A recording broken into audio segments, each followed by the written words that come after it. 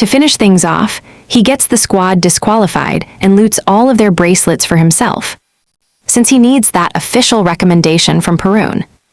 Our hero realizes he still needs 2 more bracelets to secure that sweet prize. He takes a second to plan his next move, knowing he will need another professor to vouch for him later. He considers just blowing up the entire trial corridor by smashing those 4 main pillars holding it up. But he scraps the idea because doing that would make the entire Eastern continent hate him for life, which is basically a death sentence. So, in the end, he decides to just keep moving until he finds something useful. Meanwhile, Damien has come up with something absolutely insane. He uses vine seeds to literally hijack control of the golems, turning them into his personal puppets and terrorizing every other student who is in the area. Panic spreads everywhere as people wonder how on earth he is controlling stone golems with just simple seeds. They try to fight back against the giants, but those vine seeds act like armor, making their magic spells totally and utterly useless. Watching the carnage, Chenbi decides he has no reason to get involved. He just wants to qualify and get out of here. He books it as fast as he can, hoping to find somewhere safe to hide. Suddenly, his bracelet starts glowing, and Chenbi assumes he got hit by a stray spell without even noticing. Feeling totally defeated, he just sits down on the ground, waiting to be warped out of the testing grounds since he is sure his exam is already over. Moments later, let's jump in. He stands there frozen, totally confused since nothing is actually happening. Suddenly, a chilling voice echoes through the grounds, bringing something sinister with it. The voice addresses the terrified students. They have no demands, their only mission, bringing consequences to those who dare defend the great being. Damon is just about to pulverize one of the students, but he stops dead, curious to hear whatever this voice has to say. That is when the voice drops a bombshell. It plans to slaughter every single student. This is the exact moment Perun and the assistants realize they are in trouble. Systems are offline, and they have absolutely zero control over the situation anymore. Seeing the assistants panicking, Perun barks at them to stop shaking and find the professors at once. He emphasizes that fetching JRO should be their top priority. Immediately, the assistants scramble to call for the academy professors. Meanwhile, in the chaos, Perun is beyond livid that anyone would dare mess with the academy midterm evaluations like this. On the flip side, every single golem in the corridor has fallen under the enemy's direct control. Now in the wrong hands, these golems are moving fast and becoming lethal. Esta is even shocked that these things can track his movements with such precision. He quickly realizes the controls were tampered with, judging by the massive horde outside. Esta figures out that every golem in storage has been unleashed. But being the total battle addict he is, he decides to have some fun with the golems while we watch him hunt the culprit. Chenbi is wallowing in his own misery when he hears someone sprinting his way. He spins around as a figure finally emerges from the dark shadows. It turns out to be Esta. Just as he prepares for a hug, he notices a terrifying horde of golems chasing him down from the dark. Esta easily catches up to Chenbi and yells at him to start running.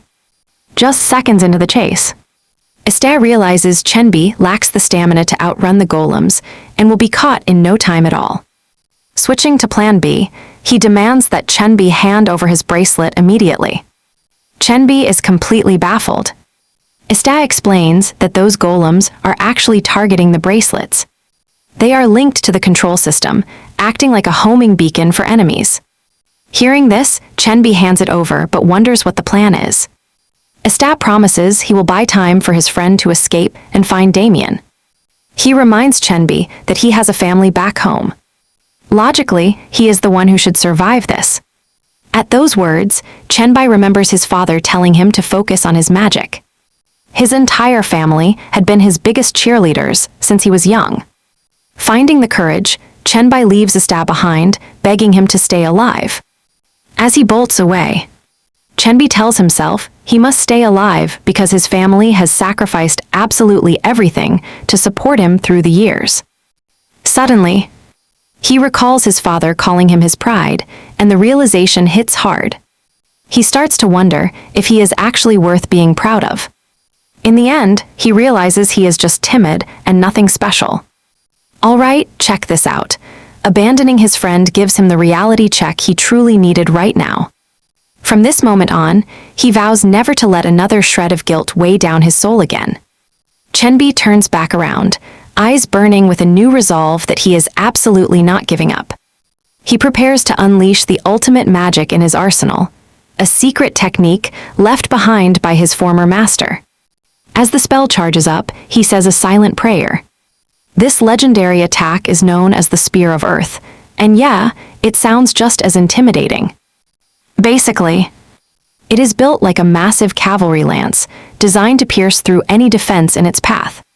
Estat is still busy smashing through golems when he suddenly hears Chenbi calling out his name. Estat turns and sees Chenny bleeding from the nose while he charges up that massive spell. Thanks to that split-second warning, Estat barely dodges the destructive beam that vaporizes every single thing in its direct path.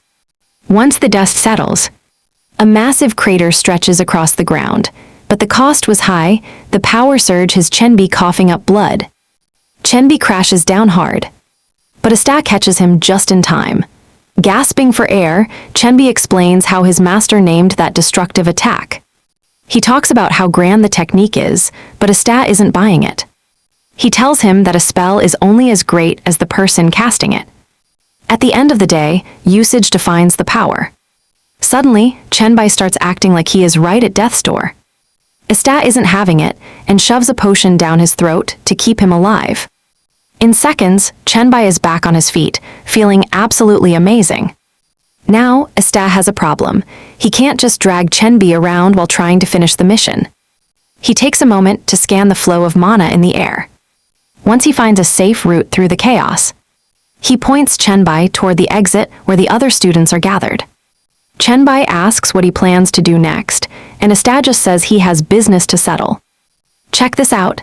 He has traced that foul mana straight to the control room, and he's ready.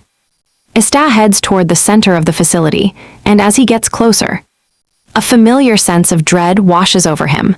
One thing is for certain, this isn't Declan's handiwork. After thinking it through for a minute, the truth hits him. He realizes he is actually sensing energy from the demon realm. The memories flood back instantly, because he recognizes that toxic demonic energy better than anyone else in the world. Estat's face shifts into his psycho mode, knowing that the weird guy named Friesen is definitely the one behind this mess. Inside the control room, Friesen is absolutely loving it. His experiment is working, demonic beasts are loose, and everything is going perfectly. Basically, everything is falling into place, thanks to that ancient artifact strapped to his hands.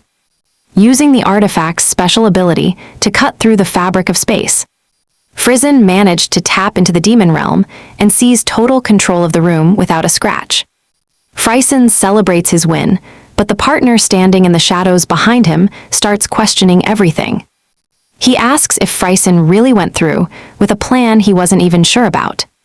Friesen snaps back, saying that creating this demonic energy fulfills the contract they made together.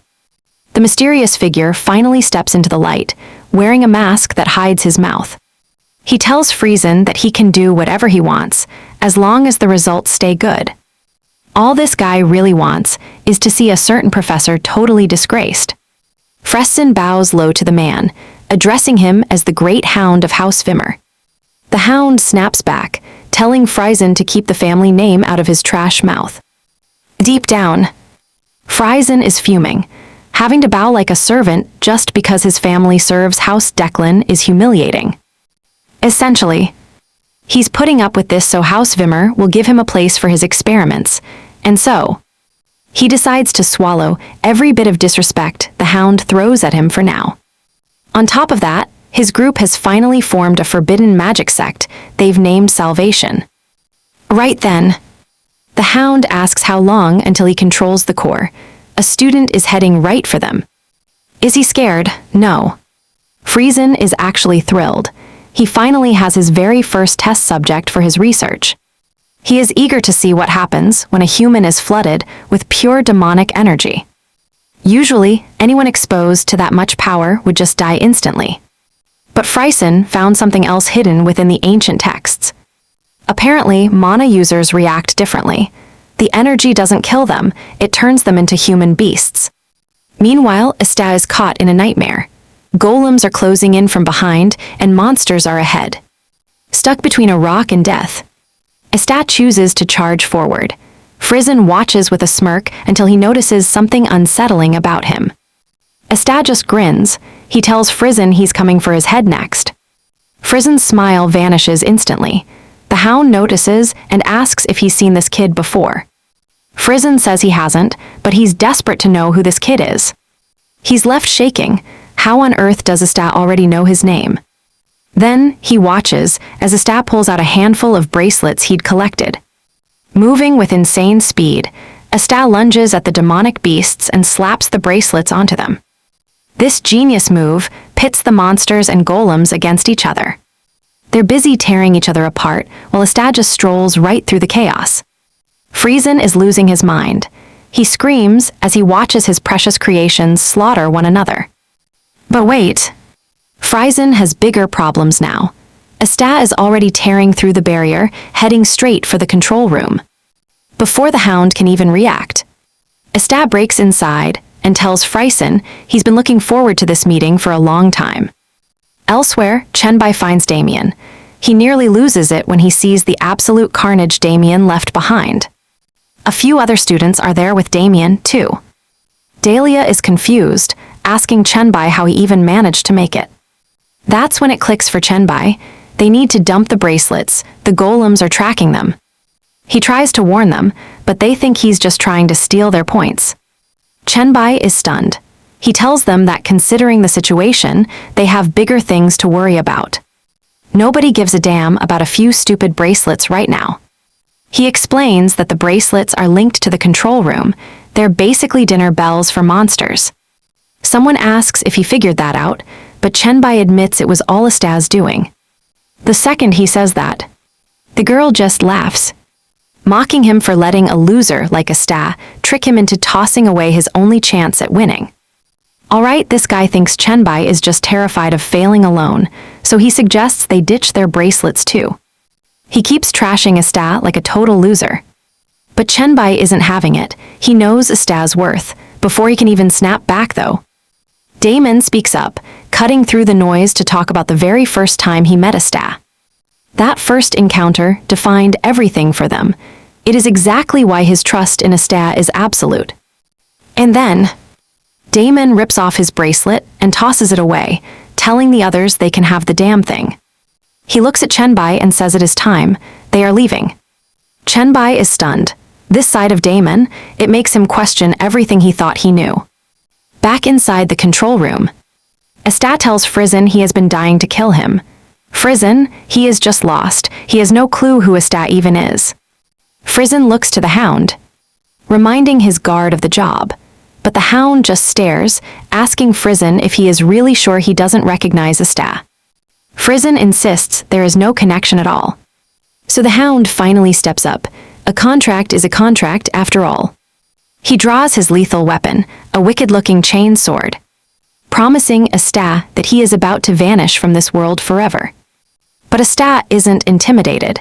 He knows the hound's roots in the Vehimmer family.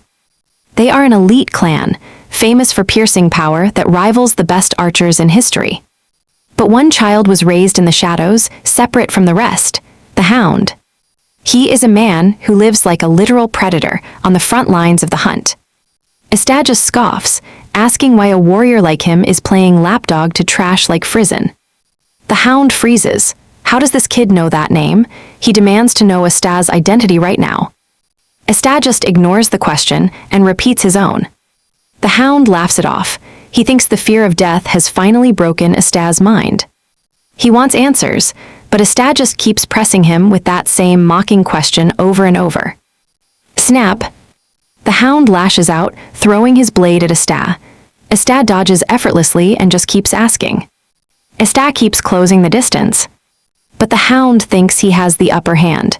He triggers a retrieval spell, planning to catch Asta completely off guard from behind. But then, something impossible happens. Asta catches the weapon midair. Standing face to face with the killer, Asta calmly mentions that he has actually raised dogs before. And they always get aggressive when you repeat yourself. The hound is livid. Being compared to a common mutt, that is a death sentence in his eyes. But Asta isn't joking. He is just calling it exactly like he sees it. Before the hound can even blink, Asta strikes him down with his own weapon. Pure panic sets in for Frizen. He screams at the hound to get up and kill this unknown brat. It is too late. The hound is completely beaten. With one final, bone-crushing punch, Asta ends the fight, leaving Frizen shaking in absolute terror. Done with the guard, Asta turns his gaze toward Frizen with a cold, mocking smile, asking if he is still hiding behind other people. Just like a coward always does, Frizen snaps and pulls out a dark demonic tool. But he is too slow. Asta takes his hand before he can even activate it. Frizen's scream echoes as blood sprays from the fresh, jagged stump. Reality finally sinks in. He knows he is absolutely done for, and he starts screaming at Asta in pure terror, screaming for him to stay back. Panicking, Frizen tries a final threat. If Asta kills him now, the demonic realm will never be stopped. He reminds Asta that his comrades are still inside, and they will all die if this continues. But Asta's response is bone-chilling. He is perfectly fine with waiting for the demonic realm to swallow everyone alive. Asta tells Frizen to watch the show because his turn is next. That is the exact moment Frizen realizes he is dealing with a complete psycho. It is unbelievable. Asta does not even flinch at the sight of the terrifying demonic realm before him. He is actually ready to let his own friends perish. Looking at those cold eyes, Frizen wonders if Asta is even human at all. Frizen screams again about everyone dying if the realm stays active, but Asta just stares back, cold and indifferent. Frizen. He demands to know why, but Asta just charges forward. He knows the solution to this problem is actually quite simple. Asta grabs his right hand and forcibly removes the powerful artifact. Asta lets him know that he is not the only one who knows how this cursed artifact works. Asta puts it on. He slams his hand onto the core, successfully shutting down the demonic realm once and for all. Frizen is stunned by what he sees. Asta leans in, whispering that he will never, ever forget him. Asta mentions Declan pinned a bunch of crimes on Frizen before finally having him executed. Preventing this was exactly why Asta began his long hunt for Frizen. Asta describes the endless chase. He pursued him for so long he almost lost his mind. Despite being the best tracker, he could not find Frizen anywhere. Frizen was a master at running, moving to every corner of the entire planet. Asta searched everywhere, his hands becoming soaked in blood. After years of searching, Asta finally tracked Frizen to the demonic realm. Without a single second of hesitation, Asta entered. Monsters swarmed him from every side, while demonic energy slowly eroded his body and sanity. But still, he could not find him. Eventually, he finally gave up. He crawled out of the realm, only to find a terrified troubleshooter waiting for him outside. The man had news, but he was too scared to step foot inside that hellish place. So the man waited right there until Asta finally emerged. It turns out the news was about Frizen. He was already dead. Declan had caught him and tortured every secret out of him about the artifact. Asta felt completely empty inside. He sat in front of that demonic realm for days, just staring blankly at the sky. Frizen claims he has no idea what Asta is saying. After all, he is just an attendant. Asta ignores the lies, noticing the man is bleeding out too fast. Asta snaps open a potion and forces the liquid down the man's throat. He tells him he cannot die yet. He needs to hear how this story ends. Internally, Frizen is desperately looking for an escape now that Asta has given him a chance. Asta continues, remembering a wyvern flying in the sky. It looked so free up there. That was the moment. Asta realized he was a hollow shell, just venting his emotions on everyone else. Right then and there, he erased all thoughts of revenge. Fate has a funny way of working. He runs right into Frizen. Frizen is busy plotting an escape when Asta suddenly tackles him and drills his head into the dirt. Asta looks like a straight-up monster, as he reveals he has researched everything about this demonic trash.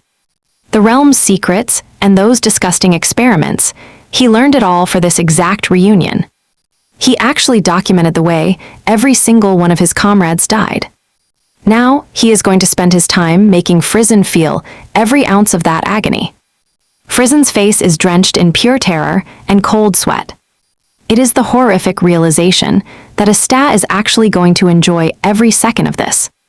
2 hours later, Jara finally busts into the testing ground, screaming at her team to find every single student before it is too late. She is furious that ancient magic stalled her for 2 hours. Losing a single student? Not an option. Right then, an assistant rushes over to show her the system core. Everything is back to normal, every single hostile spell completely gone. Jara tells the crew to forget the intruder.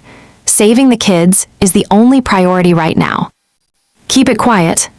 She doesn't want any public alerts until they know how the intruder might react. Soon, everyone is found safe, leaving Jara completely stunned and confused. They were under siege for 2 whole hours, yet not a single student was harmed. Suddenly, Perun contacts Jara. He is inside the control room now.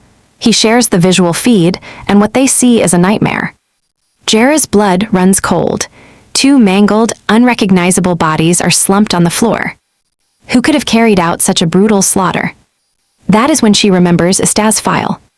She turns around and locks eyes with him.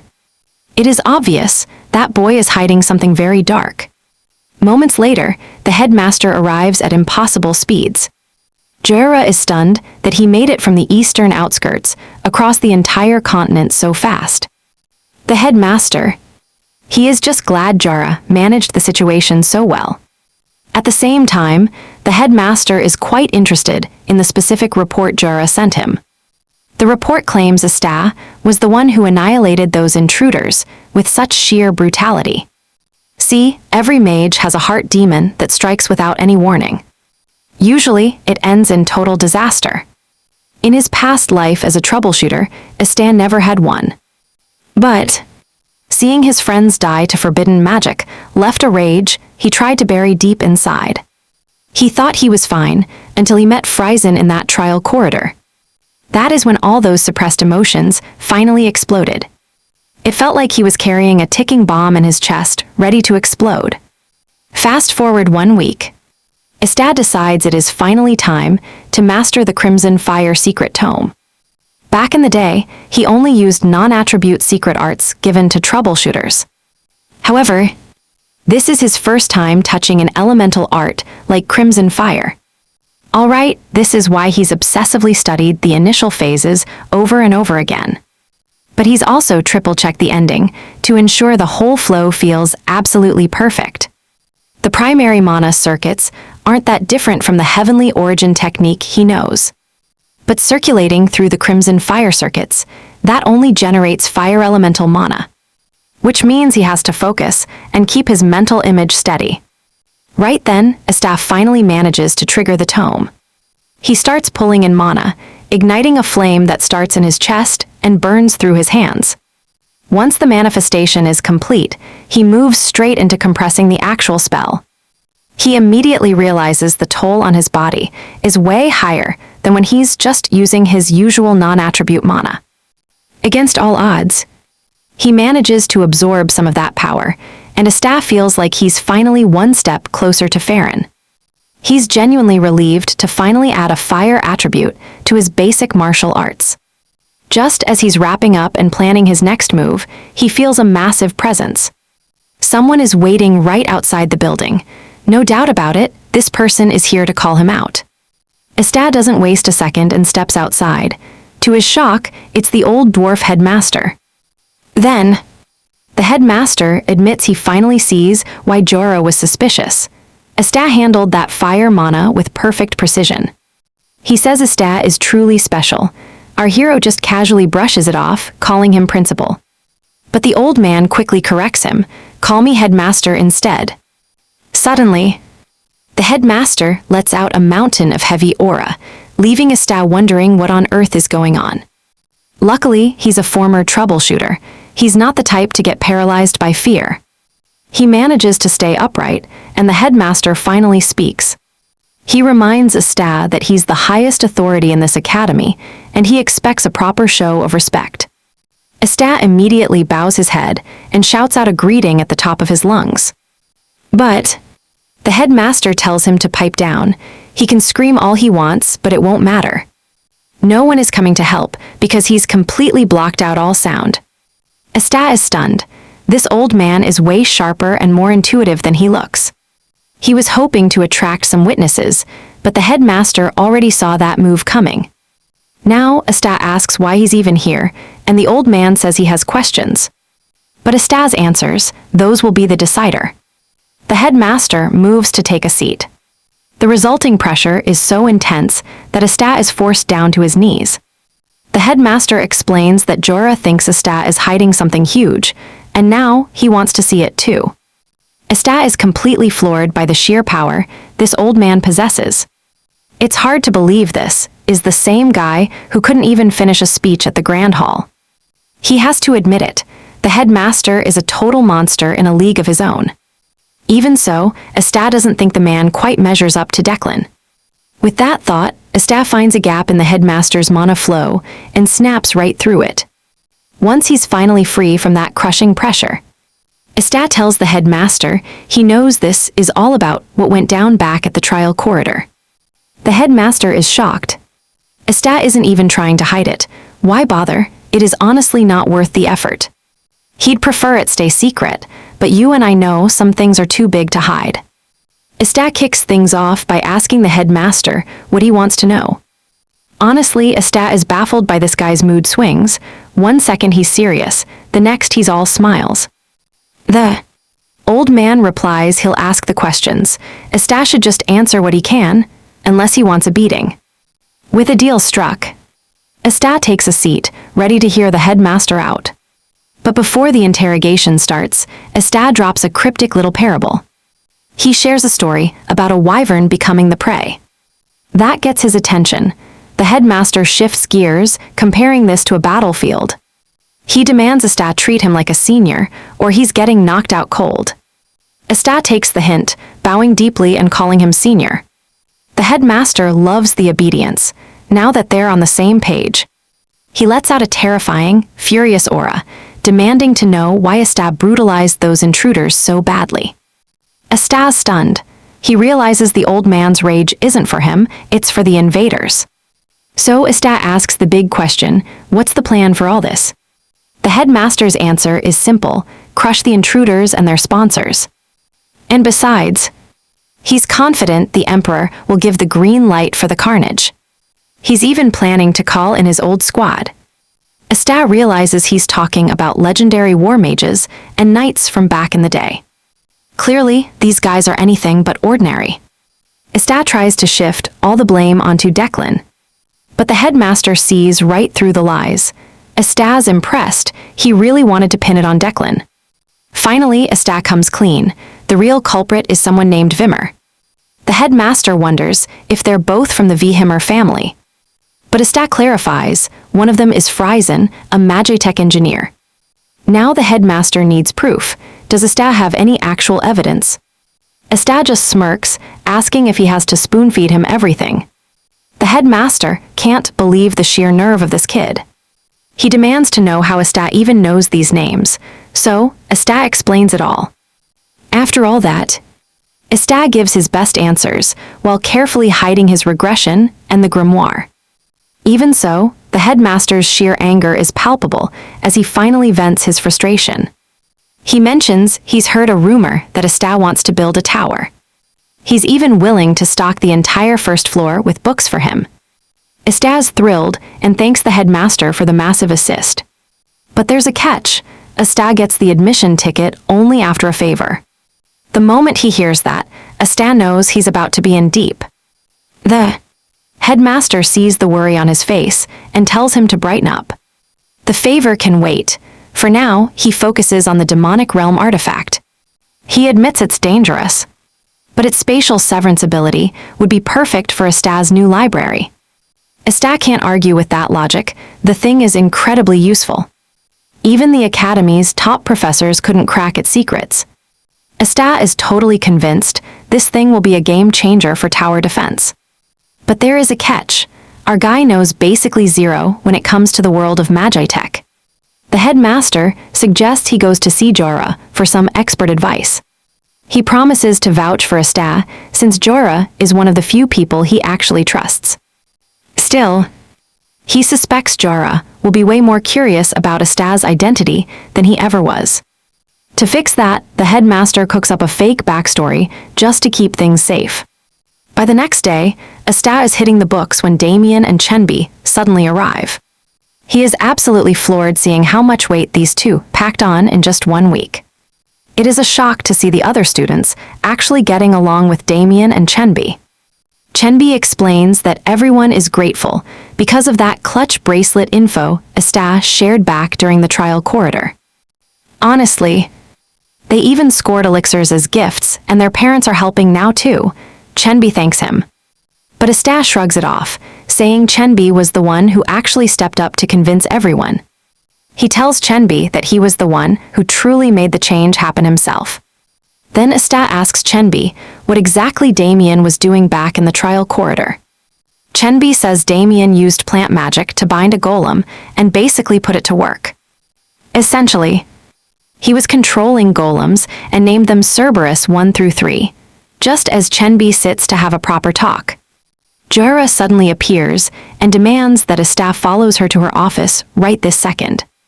Once Asta makes it to the office, Jorah asks if he knows why she called him. Asta simply jokes that he knows she did not call him for counseling. Jorah confirms it and mentions she has already heard the whole story. Basically, the headmaster told her that Asta is the descendant of a legendary war mage. She also heard that Vimmer was behind the whole mess, and Asta confirms it, calling him and Declan absolute trash. Asta is actually pretty impressed that the headmaster already set up his cover story. Rather than bringing unwanted attention to Blandor using a fake identity, the headmaster suggested he play the part of a wandering war mage descendant hiding out on the continent. The story says the war mage has a major grudge against Declan and Vimmer. Asta is totally on board with this because it lines up with his true goals. Jorah points out that the plan definitely has some obvious loopholes. But she is not going to dig any deeper since the headmaster already spoke to her about it. She assures Asta that she will cover for him because it is clear he is not a threat to the academy. Then, Asta kills the mood by staring right at her chest before bluntly mentioning that she is way older than him. Jorah starts to lose it, but she somehow manages to pull herself back together.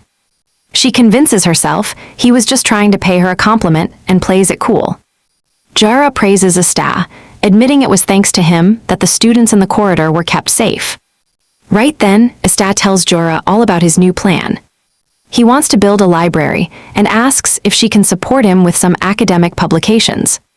Jorah does not even hesitate to agree, and Asta finally lets out a massive sigh of relief. With this move, he has finally secured all 3 of the academic ties he was aiming for. Now Jorah moves on to the most important topic. It is about the artifact, and she warns him that the research could take a very long time. Jorah points out that using this item comes with serious risks. But she isn't too worried since they can always just destroy it. Her real fear, the villains who would kill to get their hands on that gauntlet. Specifically, she is warning him about the forbidden magic cabal known as Salvadium. Asta is totally clueless about who these people even are. Jorah explains that they are a union of masters who have perfected forbidden magic.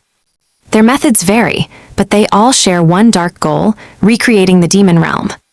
She is certain Friesen was linked to Salvadium since he started this whole nightmare. Now that Friesen is dead, Jorah warns Asta that the Cabal will hunt him down to reclaim the artifact. She warns that their persistence could even rival the legendary Declan family. She warns Asta that he could very well die, despite not knowing his true strength. Hearing this, Asta just gets even more fired up. Fear? Nope. the thought of crushing Salvadium actually brings a huge smile to his face. He plans to track them down and send them straight to hell. Jura is stunned by the terrifying, almost crazed expression spreading across Esta's face. Right then, Esta pulls out the gauntlet and hands it over to Jura, asking her to research it. She promises he can count on her. Suddenly, an assistant barges into the room looking completely panicked. He reveals the terrifying news. Farron, the head of House Declan, has just arrived at the academy looking for trouble. A wave of genuine shock courses through Esta's entire body.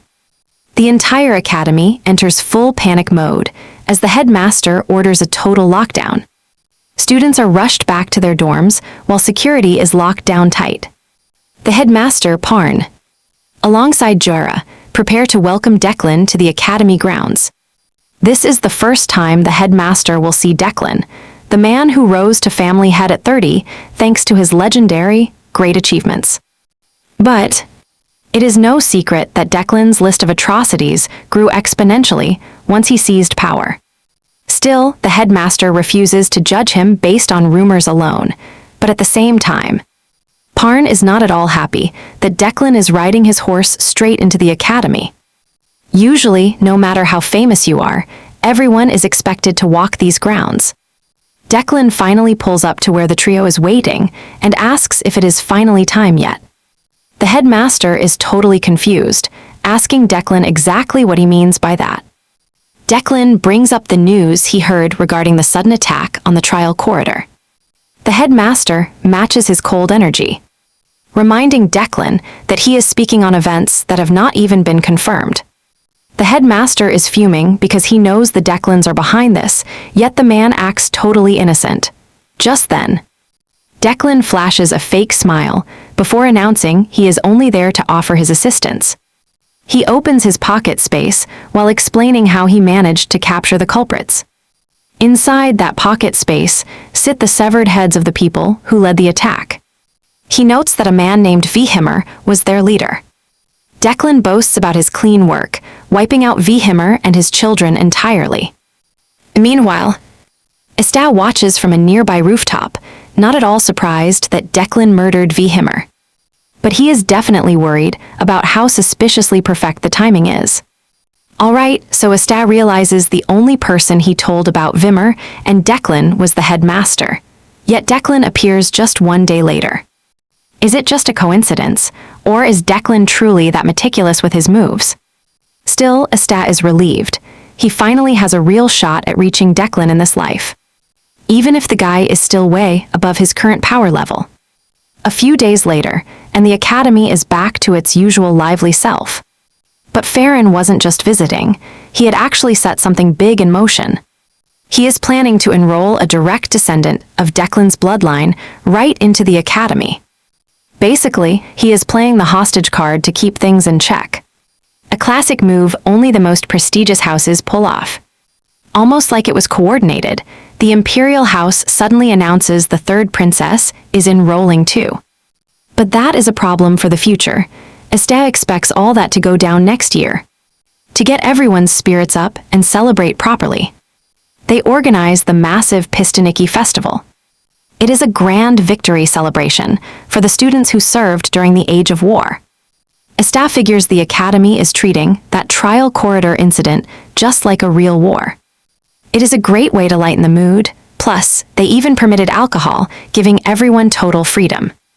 Even Damien was actually down to grab some drinks with the mercenaries. Right then, an announcement rings out, telling everyone the award ceremony is about to start. Anyone wanting to watch is told to gather right in front of Sage Hall. Damien isn't exactly thrilled, but Esta makes sure to drag him along anyway. Esta is hyped for this ceremony. He is ready to finally collect his reward for everything he has done. Now that the speech is over, let's see who actually gets an award. The winners are told to head up to the stage as their names are called. First up is Dahlia, then Damien, and finally Evelyn makes her way up.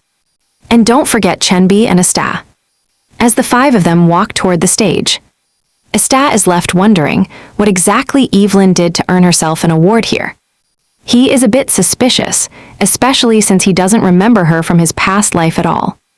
Still, he figures she must have pulled off something impressive during the trial to earn this recognition. Finally, it is time for Estat to receive his own prize. He is handed a top-grade elixir in a fancy box, presented by the headmaster in person. With the ceremony wrapped up, Estat and his crew just run wild around the school, having a blast until late at night. The school lets off these massive, bright fireworks that grab everyone's attention instantly. Estat thinks it is a total waste of money, but hey, he plans to launch some when his library is built. He envisions standing at the very top of his tower, looking down at the world below. His plan is a week-long festival, and right after that, he will organize the legendary Sage Ascension ceremony. The next morning, the headmaster sends a secret message to Estat using his signature white owl. It's a summons to their usual spot, and Estat doesn't hesitate, diving straight out the window to get there. The meeting point is an abandoned building that troubleshooters used to use back in the day. That makes it the absolute perfect place in the academy for a little secret talk. Estat steps inside and is actually shocked to see the headmaster has cleaned the place up a bit. Once they are both settled in, Estat asks the old man why he's being summoned at such an ungodly hour. But the old man just smiles and reminds him of that outstanding favor.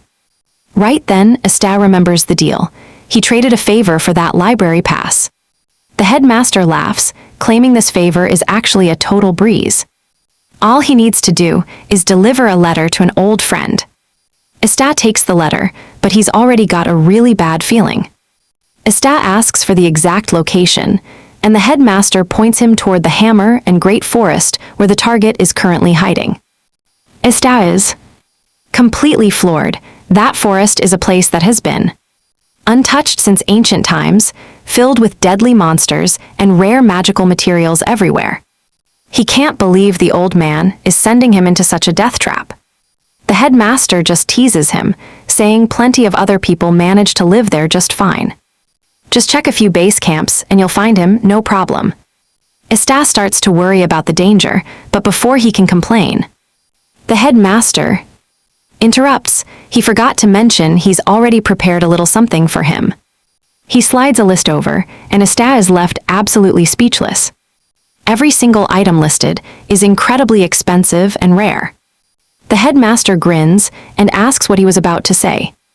Estat quickly swallows his complaints and declares he's totally ready for the mission. Honestly, the rewards are just too insane for him to even think of refusing. Our boy Estat is honestly stunned by the massive payouts he's been scoring lately. He even managed to snag a production voucher for the Era workshop. This place is so elite that even powerful noble houses have to wait in line for their turn. With loot like this on the table, Estat couldn't possibly say no. The headmaster admits he's actually trying to bring this target back to the academy. Between Declan and that demon realm mess, the headmaster knows it's finally time to call in some backup from his old comrade.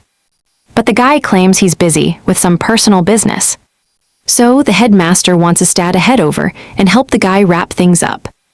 By the end, Estat manages to squeeze out even more pay before finally ending the meeting.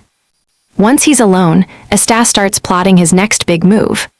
He originally planned to use that top-grade elixir just for mana capacity. But since he has 3 now, he thinks there is no reason to focus purely on mana capacity. Instead of that, he decides on a powerful technique modeled after the way a knight uses ether to reinforce their body. The name of this technique, Monoli. It's a method that'll let him blast past the limits he had in his previous life. Estat is hyped to finally upgrade this frail body and turn it into something legendary. He's already a mage, but gaining the powers of a knight too. Absolute madness. No time to waste. Estat sits down and prepares to absorb 1 top-grade elixir. He starts his usual breathing, but this time, he pumps every drop of that elixir's mana directly into his body. This lets the mana soak deep into every muscle, nerve, and joint he has. Stick with me, we're about to watch Estat's body burn as he takes in the firebrand. But he holds his focus, shattering that first physical limit easily. He bypasses his circuits, circulating raw mana directly through every fiber of his being. Next step. He floods his muscles with mana, redlining his body to the absolute max. The agony is unreal. It literally feels like his soul is being shredded. He wants to quit, but he grits his teeth. Burning through every last drop of energy, he finally nails it and secures the monols. He didn't just reach his goal, he obliterated it. His durability might be lagging behind his insane power output. He is confident that his reinforced flesh wouldn't allow him to lose to any regular knight. He knows he'll be a massive problem for knights once his body finally reaches full maturity. Time to test out that new regeneration. He slices his skin, expecting it to take 15 minutes just like his past life. But, to his shock, the wound closes instantly. We're talking about straight-up monster-level regeneration here. Estat can't believe he just stumbled into such a broken bonus. With the light tome from WJI, he'd be as invincible as Damien the Monster of Blandor. Now watch this. He notices a faint presence of mana coming from the blood droplet on the floor. He tries to control it, and boom, that bright light proves his blood actually reacts to mana. He quickly realizes, if he masters the Blandor family's healing arts, his potential will go through the roof. Turns out, the tome has a special formula for rapidly regrowing flesh and blood. Estat starts thinking about discussing the whole situation with the guy from WJI. Then he remembers he hates the dude and tosses that idea out immediately. Instead, he'll ask, "Lance, she's visiting soon for a parent consultation, so the timing is perfect." Soon, Lance arrives, clearly relieved to see that both Estat and Damon are safe and sound. She asks if they're okay, and Damon plays it totally cool. Then, Lance reveals a message sent from Gamo. It's about that inner lake construction and statue design Damon pitched a while back. The plan was detailed, but Gamo just isn't feeling it. No approval. Damon is crushed. He was so hyped, but Lance tells him the door isn't closed yet.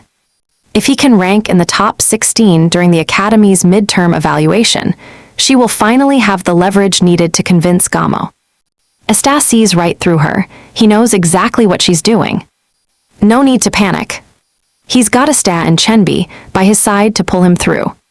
Lance promises both of them a massive reward if they can help Damien succeed in this.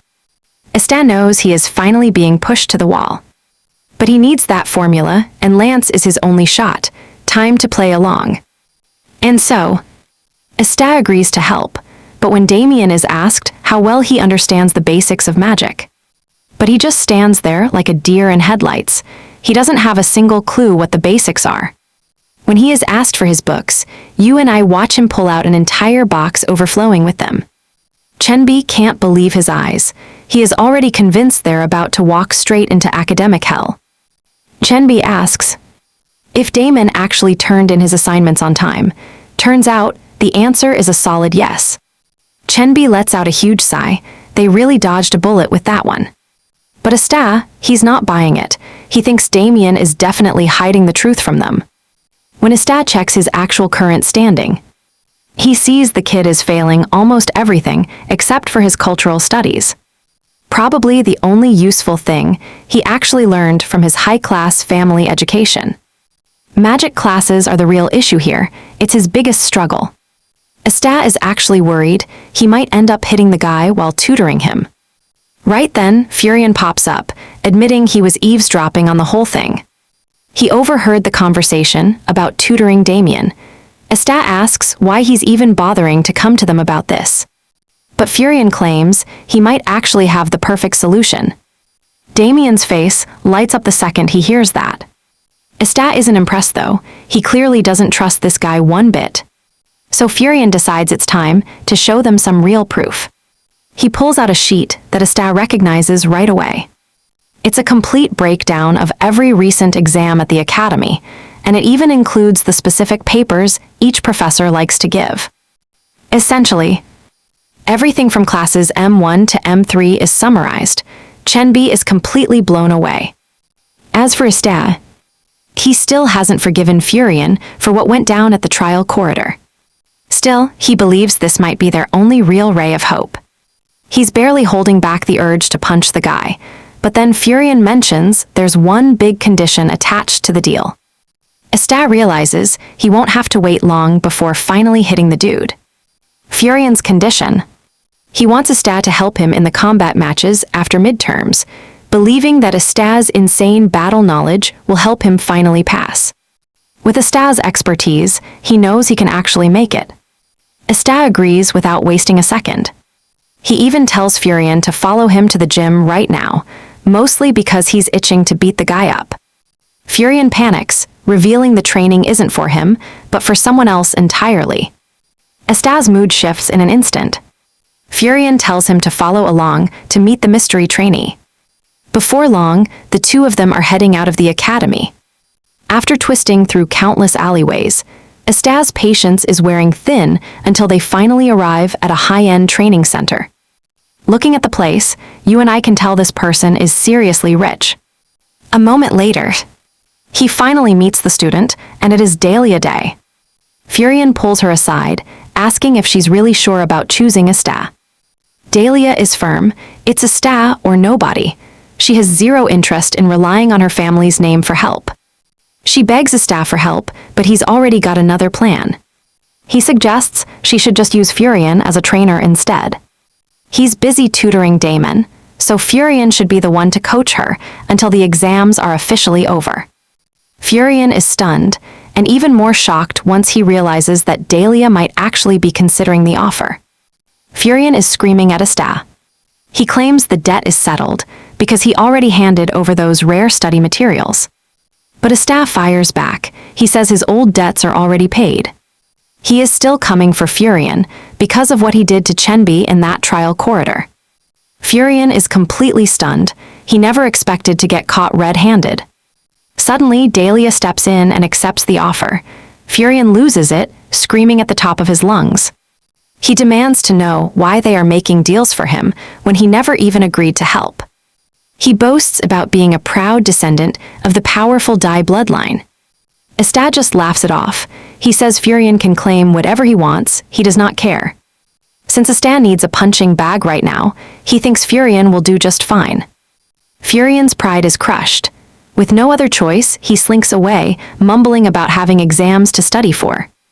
Estat lets out a long breath. At least now, Chenny can finally get a little bit of peace. Then Estat turns.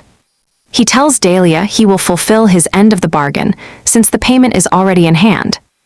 He asks if she is ready for some close combat training, leaving her standing there completely speechless and overwhelmed. Meanwhile, Eve meets an associate to discuss her next shady move. It turns out she wants this guy to pull off a heist and steal the exam questions. She hands over an address, promising he will meet an expert who specializes in these kinds of jobs. Back with Estat, he still cannot believe he is training Dahlia. In their past lives, they would have been at each other's throats. To put it simply, these two had some serious bad blood between them. Honestly, Estat would have ended her many times if those reinforcements hadn't kept showing up. After she became the Dai family's chief mage, she and Estat never really crossed paths again after that. If he ignores the grudge though, Estat realizes that training her could actually be a massive investment later on. Seeing Dahlia suppress Declan actually gets Estat pretty excited. He wonders if he should speed things up and move the timeline along a little faster. He is thankful he said yes. If he doesn't beat her up now, he might not get another shot. Estat asks her what the most vital thing is when you are locked in one-on-one combat. Dahlia says she has no idea. She is desperate to learn that movement Estat used when he fought Exter. Estat is surprised. She is so intent on copying his own personal methods. He tells her plainly that she needs to discover a style that actually fits her own body. He tells her to imagine a fight between a rank 8 and a rank 9 mage. Who would win? Dahlia guesses the rank 8 would win, but Estat quickly tells her that she is dead wrong. He explains that the winner is simply whoever manages to crack the other person's skull open first. Dahlia is baffled. Estat decides to show her by firing a mana bullet right at her head as an example. He says whoever strikes first is the one who wins. By the time Esta heads back, evening is already falling. He knows Dahlia will improve quickly, but only if she keeps getting beaten into shape like this. Suddenly, he remembers that Damon is still very much in the picture. Now let us switch gears. Evelyn's lackey is stressing out, wondering how to handle the dangerous task he was just assigned. He realizes Evelyn wants connections with noble families through the contracts she is handing out. If he plays properly, he might join the network too. He might actually become part of that inner circle himself. He still remembers how everything crashed and burned the last time. But he's dead certain that things are going to be different this time. He soon pulls up to his destination, a place that looks like a normal tea house. As he enters, the attendant asks him what he'd like to order today. The man drops the secret code he was given, freeze the dragon horn tea hot. The attendant simply nods and tells him to give him a moment. That's the signal. He's in the right spot, which is a relief because saying that code in a regular shop would have been mortifying. When the attendant finally returns with his tea, he points out that the guy looks nervous, but hey, that's totally normal because when many people hear the term dark merchant, they expect some kind of grimy, hidden dungeon. But nobody would ever guess that such a bright, beautiful shop is actually a black market. The attendant then asks how he even found his way to this specific tea house.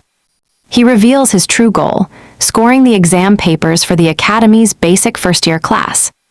The attendant mentions that there's actually someone willing to sell those Academy exam papers and asks which department he's looking for. Our guy replies that he's after the magic department, and the attendant says he's in luck. He's actually scheduled to meet the seller next weekend. He asks Evelyn's lackey if he'd like to tag along for the meeting. It immediately dawns on our guy that the attendant is just trying to mess with his head. Regardless, he agrees to go, playing it cool by saying it's standard merchant practice to verify the goods. Deep down, though, he knows there's no turning back now. The attendant's glad he's on board and promises to send over the time and place later. But he gives one strict warning: don't write this information down anywhere. And while he's busy passing on the details, Esta is outside, listening to every single word. Esta isn't buying the coincidence, a buyer and a seller showing up at the exact same time. Yeah, right. He realizes how fishy this is. Not one person has even mentioned a price yet. So, he decides it's time to go in and see the situation for himself. Since he's got some Declan clothes that fit the part, he decides to make his move now. He reaches into his subspace and pulls out the perfect outfit. He even wonders if he should start by robbing the richest guy in the area. Meanwhile, the attendant is just thinking about how risky his job is when Esta walks in, dressed as a Declan. The guy is absolutely stunned. He never expected one of Declan's elite mages to just stroll into his shop. Esta tells the man to drop the act and forget about the whole secret code nonsense. And the shopkeeper quickly falls in line, asking what the mage needs. Esta's answer: he's looking for a very specific subspace pouch. Cold sweat starts pouring down the man's face when he hears that, as he really doesn't want to believe he's after Callahan's pouch, the one that vanished after his death.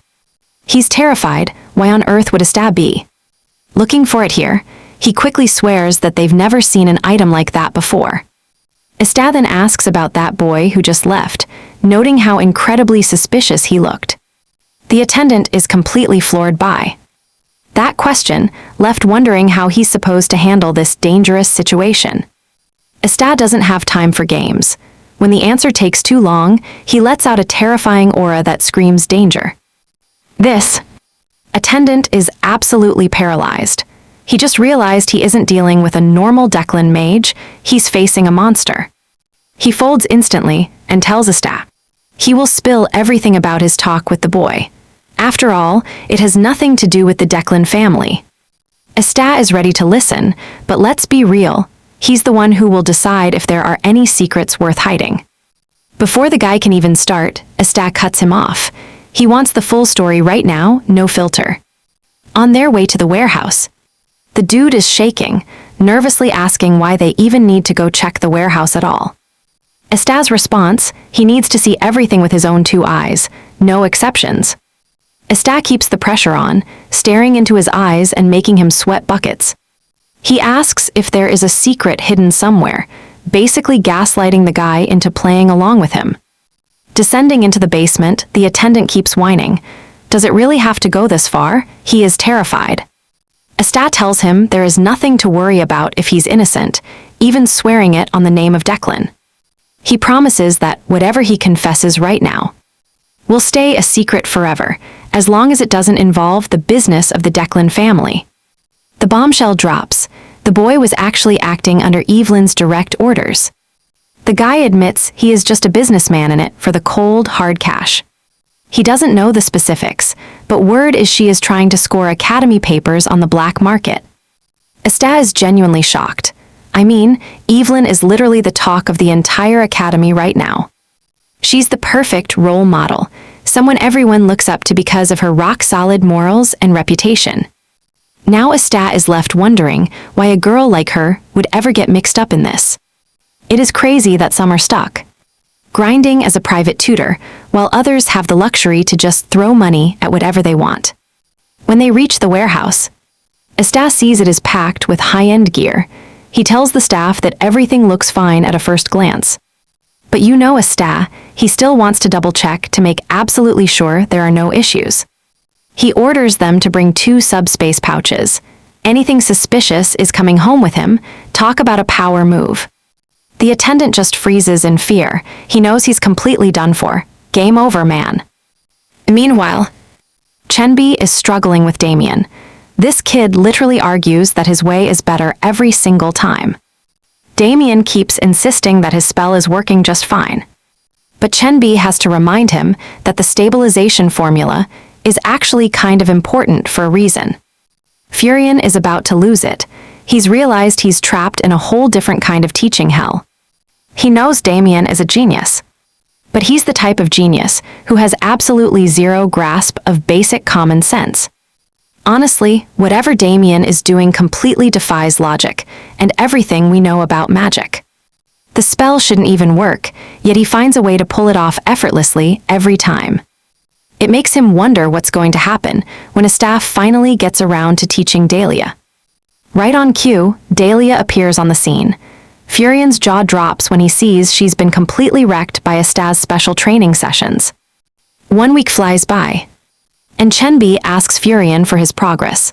Every single part he graded turned out to be perfect. Furion confirms it's the exact same on his end, too. Damien can't even believe he actually got every single answer right. Furion is stunned. Damien blew his expectations out of the water in just. With 1 week left, he can only hope that Estah is handling his end perfectly. Meanwhile, Estah watches Evelyn's lackey debut very closely. Though he's itching to beat him up, he knows he must wait for the seller first. He briefly considers ruining everything for Debut and Evelyn right then and there. But he knows there are plenty of others who would buy the papers too. Moments later, Debut arrives at the designated location and has to get past a massive bouncer. Later that evening, Debut returns to Evelyn's chambers with the goods, and she begins her careful assessment.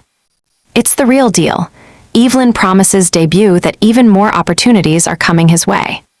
When Debut hears the news, he smiles, believing his family will finally stop ignoring his existence.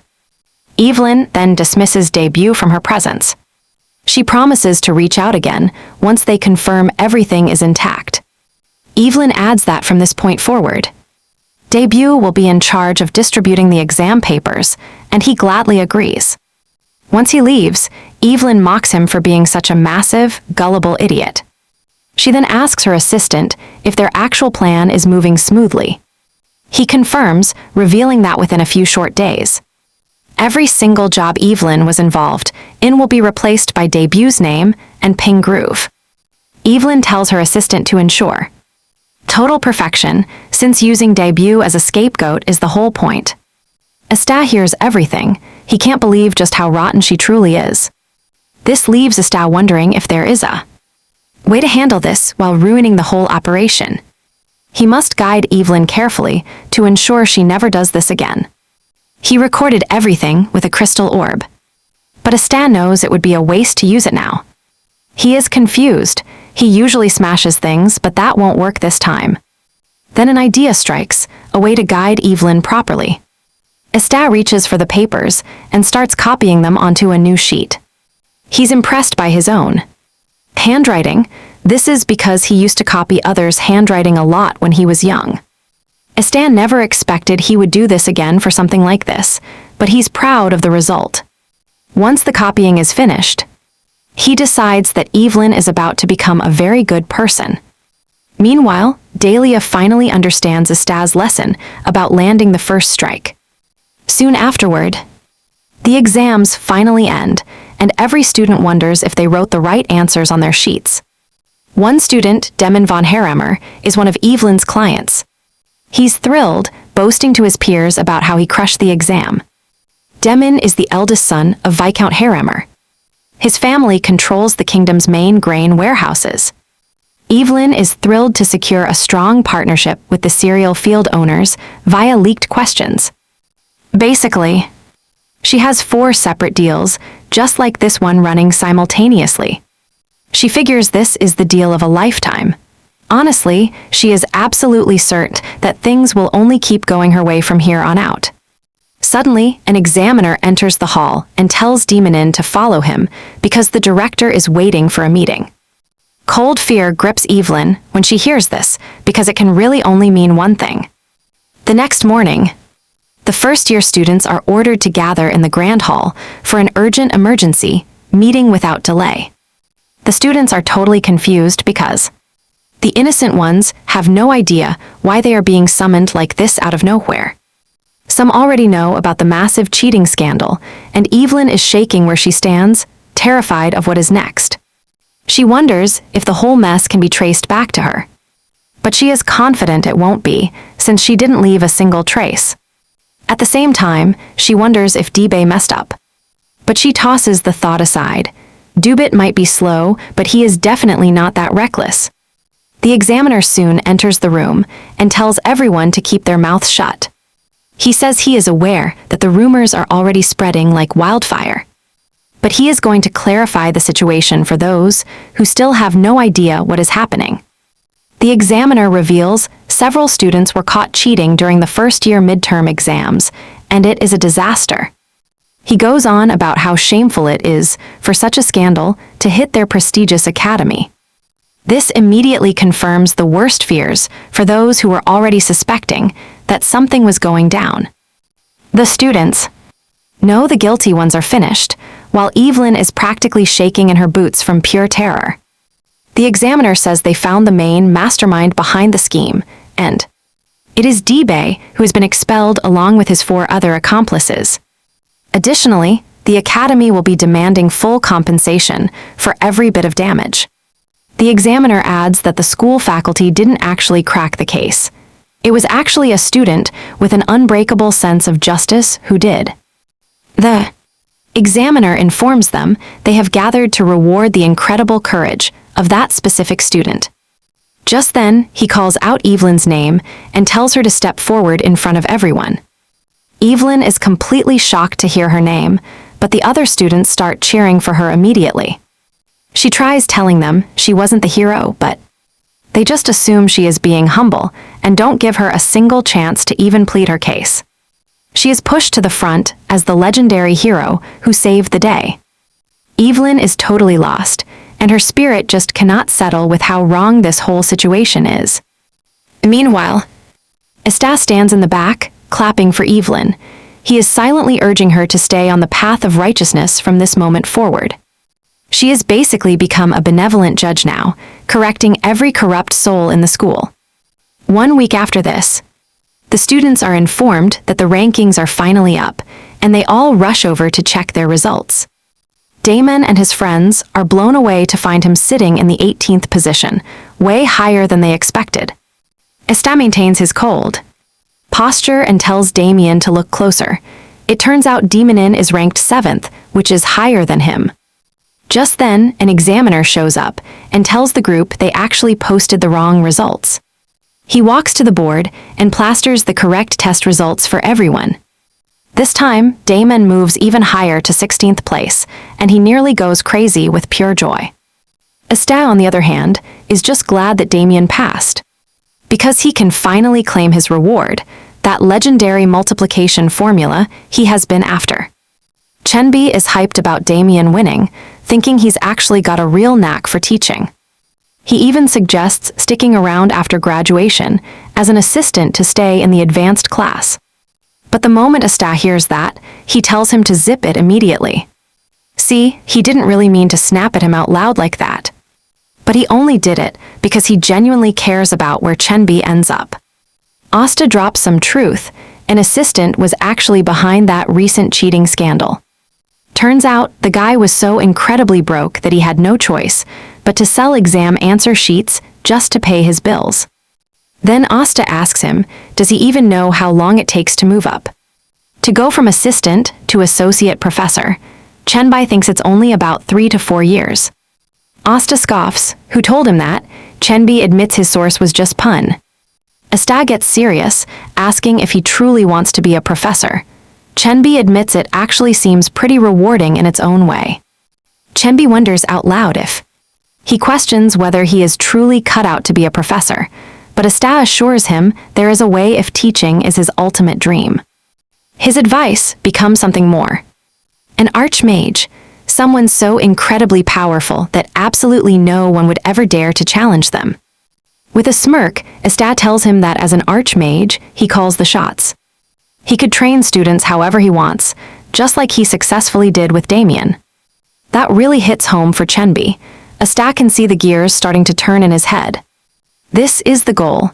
Estelle is pushing him to dream bigger than he ever thought possible. He saw the potential after what happened with Damien's training. Being a lowly assistant would be a total waste of his massive hidden talent. Estelle wants him to reach the top, finally repaying him for saving his life back then. Meanwhile, deep in the forest of Hamlin, two mysterious figures meet to discuss some massive ancient ruins that were just discovered. It sounds like a massive deal. Fast forward a few days, the trio meets Lankency for their reward. She tells them that the multiplication formula they requested isn't actually that difficult to provide. In fact, she promises Estelle that she is going to give him a high-tier version instead. Estelle is completely floored. He definitely wasn't expecting a high-tier formula for this. Then Lance turns to Chenbi. She did some digging and found some trouble with his family. She asks if he's aware, and Chenbi sadly admits he knows exactly what's going on. But from the looks of it, things are only getting worse. Lance offers a way out. House Blander can fix everything and give his family a much better life. Chenbi doesn't hesitate. He thanks her for the offer, but politely tells her he is doing just fine. Lance tells him not to take the offer the wrong way or feel pressured. Chenbi smiles, assuring her that he doesn't think of it like that at all. However, he makes it clear that he just wants to stay friends with Damien forever. Damon subtly blushes when he hears those kind words. Lankency is really impressed by his answer. Chenbi then asks if he can request something else instead, and Lance tells him to go ahead. He reveals that if the chance ever comes up, he wants to study magic at House Blandor to really broaden his horizons and learn more. Lankency asks if that's really enough for him, and he simply says yes. When Gamu hears this, she is overwhelmed with joy that her son has finally found such a loyal friend. She decides to reward Chenbi herself, sending a letter with some news that will change everything. From that moment on, House Blandor officially becomes the main patron house of Chenbi. Chenbi nearly faints from shock reading that letter, and he finally sheds tears of pure joy. Ultimately, the midterm evaluations wrapped up with results that had everyone smiling. Shortly after, JR informs the students that they are starting interpersonal combat soon, and this only applies to the first-year basic class. Normal classes are completely suspended, shifting every single lesson toward intense practical combat. However, she explains that all this training will actually be left entirely to the students' discretion. Preparation classes will happen like normal, but here is the catch: they aren't mandatory anymore. A student asks JR to clarify what she really means by their own discretion. She reveals that it's simple. They are totally free to attend classes or skip them. In fact, they even have permission to head back to their houses to train. She tells them not to worry because the professors will still fully handle the prep sessions. And at the very least, dozens of grade 5 combat mages certified by the Imperial Court are being invited. Once the news settles, Estat starts wondering why this combat schedule was suddenly changed. He can tell the professors are definitely hiding something big. By the looks of it, this order came from way higher up, not the teachers. Later that day, Estat gets a message from the headmaster telling him to meet up at 8 p.m. sharp. That night, Estat heads to their usual spot and is shocked. Everything has completely changed. The headmaster even set up massive barriers, powerful enough to hide the entire abandoned warehouse. Since the headmaster turned the place into his own private resort. You and I can see Estat realizing this is the perfect spot to test his formula. Estat pulls out the ruby and starts infusing the new formula into it. Surprisingly, it actually works. The rubies draw in mana and perfectly mirror the original stone. Their power is still way too low. He is about to go all out when the headmaster appears, asking what's going on. Estat is startled, but the headmaster is even more shocked when he sees those rubies. He asks if Estat can actually cast magic with them, and Estat just says yes. He gives the headmaster a quick demonstration, leaving the old dwarf absolutely stunned. He can't believe that. Estat is storing unrefined mana in the rubies, and then casting spells right from them. He shouts in curiosity, asking Estat exactly what the range is. But then he pivots, demanding to know where Estat even got these rubies from. Estat promises to explain everything, but only if the old man does him a favor first. Deep down, Estat is looking at the perfect punching bag for his new power. The headmaster confidently brags that no matter how much power Estat throws his way, he won't be able to touch a single hair on his head. Estat doesn't even argue with him. He just gets right to business, merging the rubies until the mana is absolutely massive. Right then, the headmaster realizes what is happening and starts screaming his head off at Estat. But Estat isn't backing down now. Once the skill is fully charged, Estat unleashes it directly at the old dwarf, resulting in a massive explosion that Estat still finds kind of underwhelming. When the dust finally clears, the headmaster is standing there, completely losing his mind. The headmaster screams at Estat, demanding to know who he really is and where he came from. He admits he already knew Estat had pure mana, but what he just did is completely beyond comprehension. Estat just shrugs, claiming he is nothing more than a regular, ordinary guy. He asks the old man if he thinks he is some great demon possessing a human body. The headmaster fires back that their definitions of ordinary are clearly light years apart from each other. He even suggests beating him up just to fix that twisted perspective of his. Honestly, that magic is so bizarre the headmaster can barely grasp how the principles even work. Then he asks Estat, where exactly did those red rubies vanish to? Instead of an answer, Estat just gives him the finger. Talk about a cold response. When the two finally settle down, the real talk starts. Estat asks why he was summoned, and the old man reveals it is about the great forest of Hamlin. Before saying another word, he activates the magical orb on his desk so Estat can see the reason himself. Seeing the images inside the orb, Estat is left in total shock, pure terror written on his face. Talking about the great forest of Hamlin now. It has been untouched since ancient times because of the terrifying monsters that call it home. Humans are adaptable, sure, but surviving inside that hellscape is a whole different story. Only the most elite mercenaries even dare to operate in there. But in the orb, Estat sees those same elite mercenaries literally trembling in absolute fear. Why? Because they are facing a horde of the undead. But these aren't your typical zombies. They are moved by soul power, not memories, making them self-born undead. The headmaster reveals a monster called the Destroyer, sealed in ancient ruins, has finally broken its chains and escaped. Even worse, vengeful spirits are crawling up from the depths, following the Destroyer. The headmaster warns that the situation is incredibly urgent. But currently, none of his top disciples can leave on such short notice. They have to set out within 2 days. Any later, and it will be too late. He asks Asta for his thoughts, promising that refusing won't change the reward he already gave.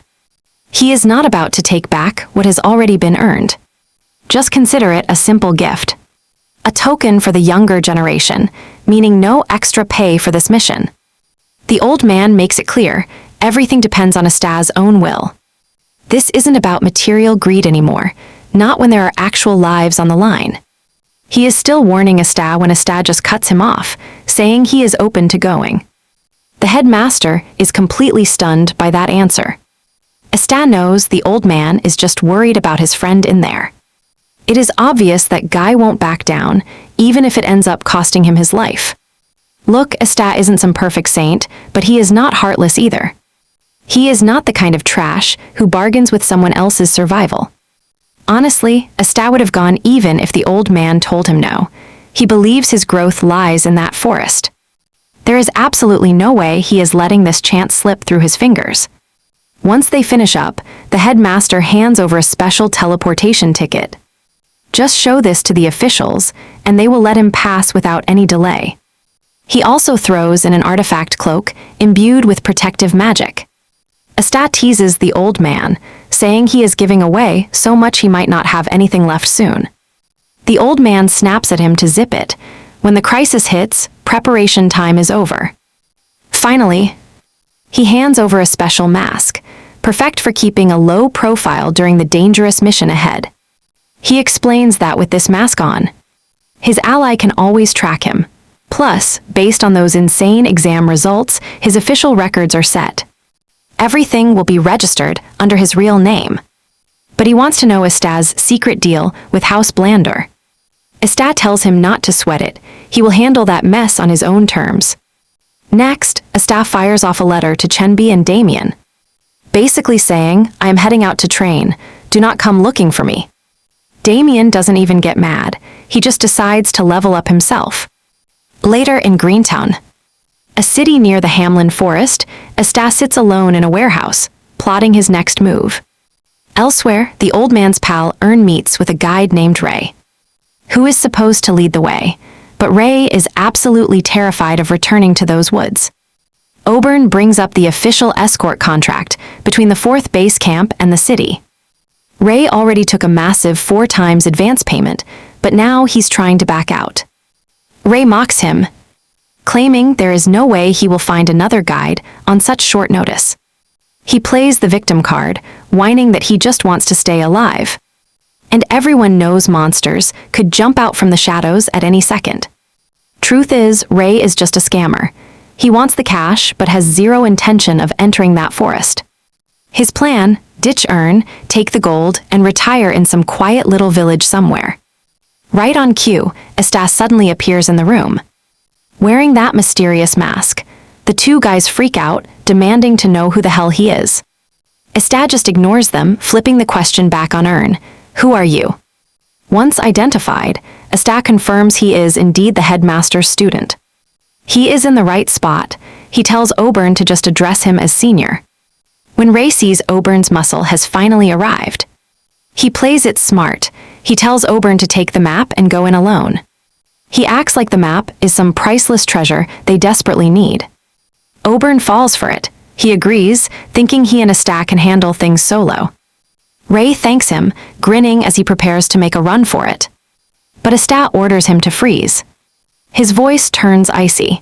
He gives Ray exactly 1 second to sit his butt back down. Ray is clueless, but that 1 second is up, time for a reality check. Asta lunges at him, beating him like a drum. Oberon watches in pure horror as Asta pummels the guy. It makes him wonder, do they actually stand a chance against the destroyer? Elsewhere, those 2 shady guys meet again, only this time. They are at a strange altar, trying to break an ancient seal, but progress is proving much slower than expected. They are shocked the beast hasn't opened its eyes yet, even though its deathly aura is literally choking the air. Knowing our hero is hunting the destroyer in the forest, one goes to intercept him while the other keeps cracking that seal. Solon asks his buddy Kellogg if he can actually handle Asta. Kellogg just scoffs, bragging about all the powerful mages he has already sent to the grave. To him, Estat is not even worth breaking a sweat over. Meanwhile, Estat and his group are pushing into the forest with Ray leading after his brutal beating. Oberyn is just relieved things are looking up now that Estat is here to save them. Since Estat is fully covered, he cannot tell his exact age, but based on height, he assumes they are around the same age. It turns out Estat's nickname is the New Moon, known for being the guy who solves every problem. Right then, Estat asks the guide if he can help with that massive backpack by storing it in his subspace since it looks heavy. Ray humbly rejects the offer, saying the pack has emergency supplies he might need at any second, so he had better keep it close. Estat immediately realizes Ray has not given up on his plan to rob poor Oberyn yet. But regardless, they are still deep in the woods. Moments later, Ray picks up a presence heading their way, and he warns Oberyn to stay sharp.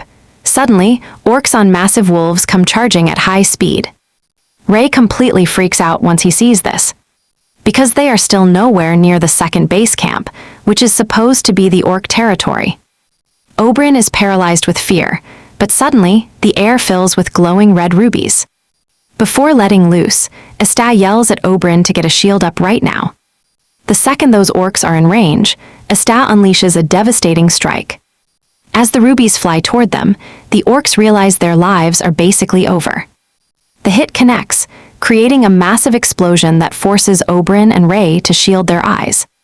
Once the smoke finally clears, there is nothing left but total, absolute destruction. When Ray sees just how terrifyingly strong Estat is, he finally agrees to use the subspace, realizing there is absolutely no way to escape from this monster now. Estat just nods, telling him he can use it. Continuing on, they run into some jacked-up goblins that Estat one-shots instantly. Estat is actually shocked by how these goblins look. Wondering if the destroyer changed them, Ray suggests he take a closer look, and Estat agrees to do just that. After checking them, Ray explains these are Kenti goblins, usually found much deeper at the second base camp. But seeing them here means they are either expanding territory or being hunted by something else. Estat points out the obvious, they are definitely being chased. Looking at their claws, they are covered in thick dust and bits of tree bark. And their feet are completely torn to shreds. It all confirms one thing, they were running for their lives. Ray suggests a detour to a safer route, since these goblins are top predators who hunt in packs around here. Ray knows whatever scared those goblins is definitely no joke. He tells Estat it would be better to avoid any unknown variables while they have the chance. Estat surprisingly agrees. Saying unexpected risks are the absolute worst, they decide to follow Ray's lead for now. This confirms to Estat that Ray has sharp senses, even with all the interference in this area. Yet, Ray still found the perfect route to dodge it all. Estat has to admit, Ray is way more competent than he first thought. For now, he decides to play along with Ray's lead. A bit later, Rai tells the group they're close. Just past that swamp ahead is their first base camp destination. But first, he urges the two to rest, while he scouts the area before they attempt to cross the water. As they settle in, Estat can feel just how terrified Oberyn is. Honestly, he doesn't blame the guy. Their little detour already cost them a full day. Oberyn warns Estat that time is running out. That monster is definitely on their trail. They have to find the destroyer and take it down before things get truly out of hand.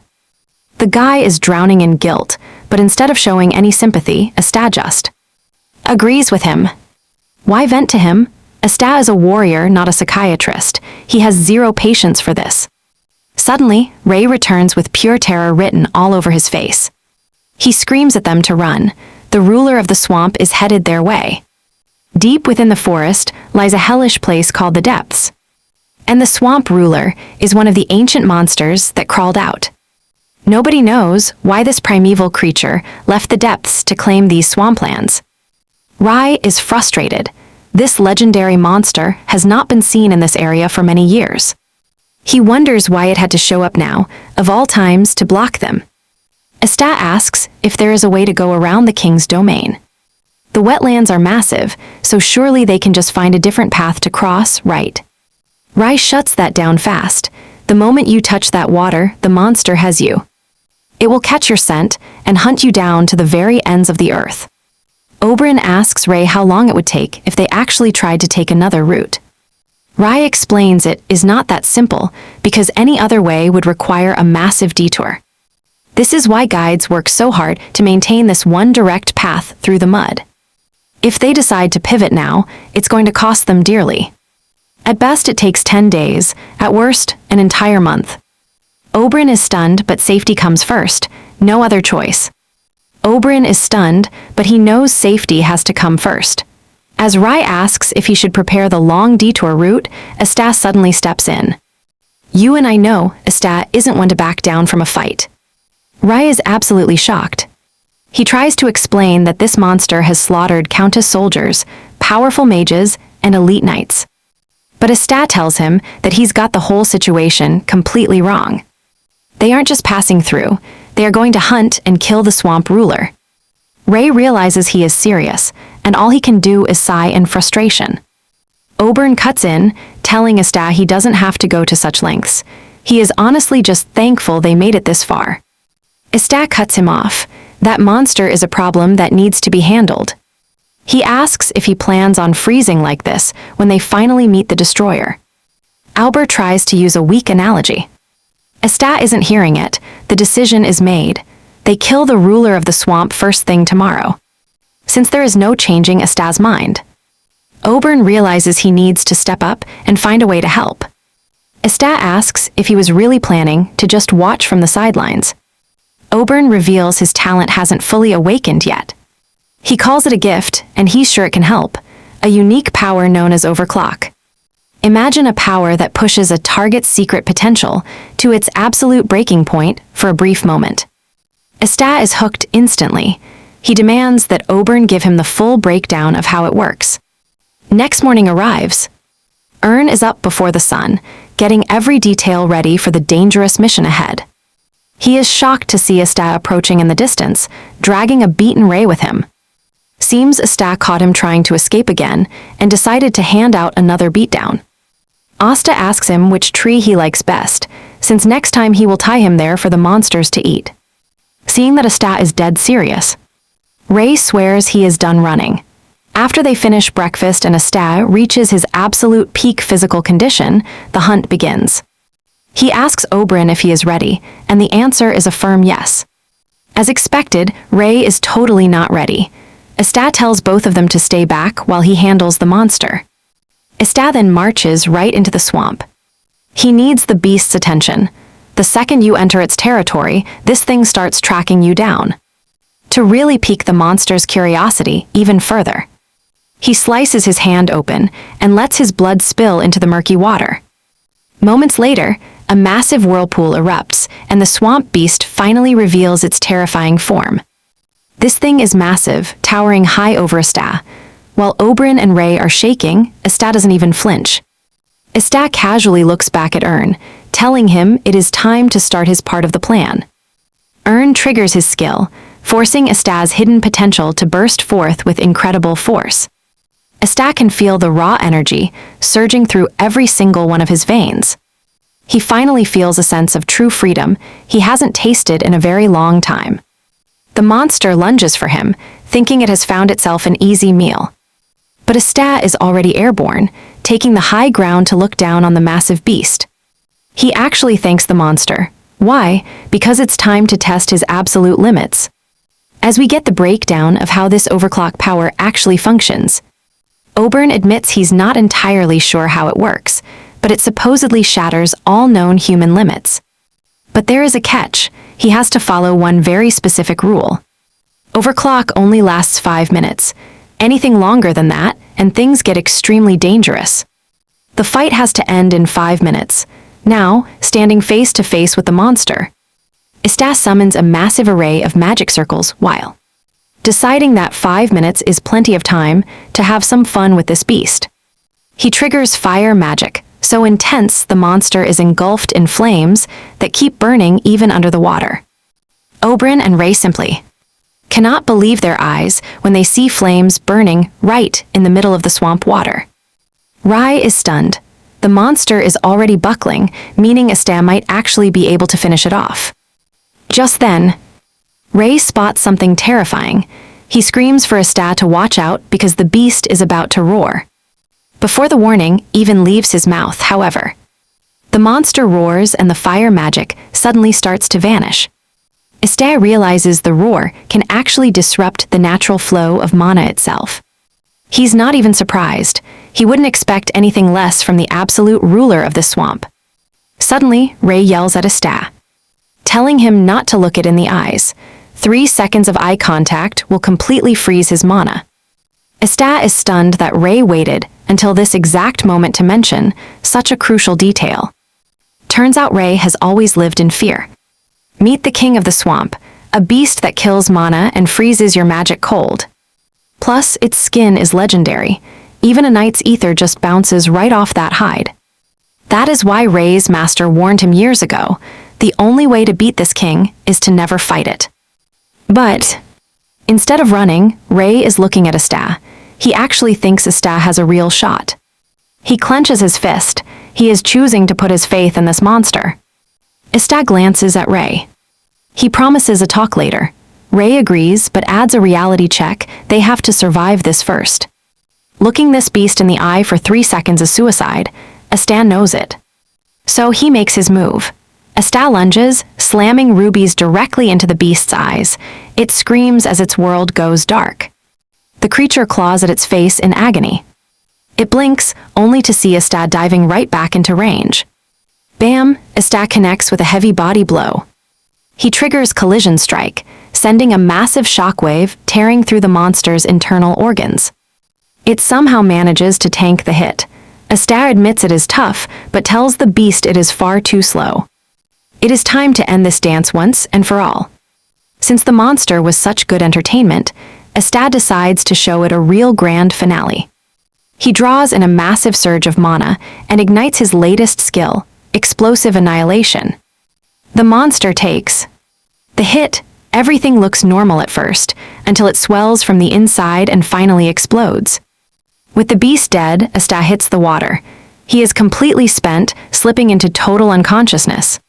He is actually annoyed that a common monster pushed him to his absolute limit. He starts wondering, what if he had used this move against Declan back in the day? Declan probably would have blocked it. But he wouldn't have escaped unhurt, no matter how sturdy the force field is. That violent explosion would rip it apart. He named it Explosive Annihilation for a reason.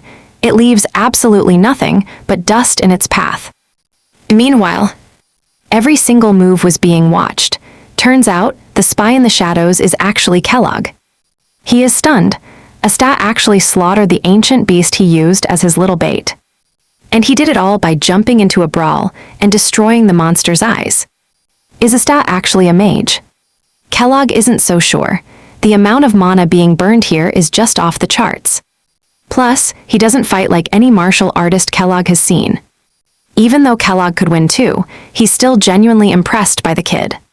Truth be told, Kellogg actually felt a shiver of real fear. He laughs out loud like a maniac, thrilled by the hunt.